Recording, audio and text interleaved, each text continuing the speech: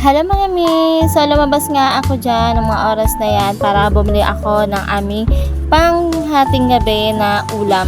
So eto na, nakabili na ako ng isda na lulutuin ko ngayon. Magpiprito lang ulit ako.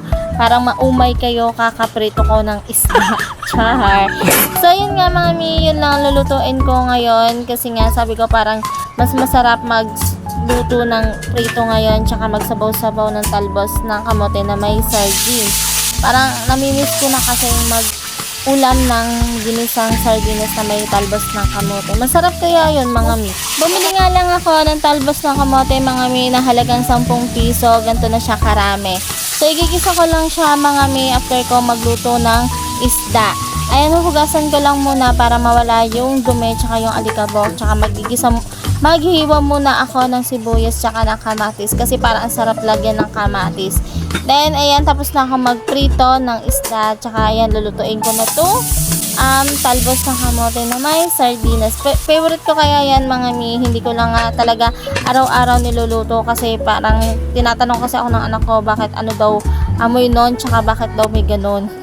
Diba? Kaya sinasanay ko siya na ulam ng ganito, pero nagustuhan rin naman niya kasi gulay nga to mga mi. Wala siya, no choice siya mga mi kundi kainin yung niluluto ko. Wala naman silang magagawa mga mi kasi kapag hindi pa nagreklamo sila ay talaga matutulog sila na gutom mga mi. Ayun, yun ang mangyayari sa kanila mga mi.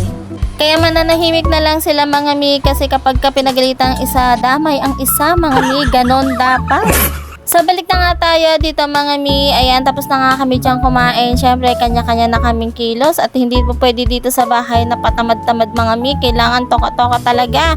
Ayan mga mi, ito palang pinapakita ko sa inyo. Ay, in-order ko to sa Black App na buy one take one na basahan siya mga mi. So, maganda siya mga mi kasi mura lang. Tsaka napaka-very absorbent nito mga mi. Tsaka reusable na siya mga mi, hindi mo siya po pwedeng itapon, pwede mo siyang labhan mga mi. Ang isang box nga niya mga mi ay marami ng laman, so kaya dahil nag buy one take one, so ayan, in order ko na siya mga mi. Ayan, lalagay ko na lang ang link sa comment section mga mi, tsaka dyan sa yellow basket ko. Kung gusto nyo rin mga mi, check out nyo lang mga mi.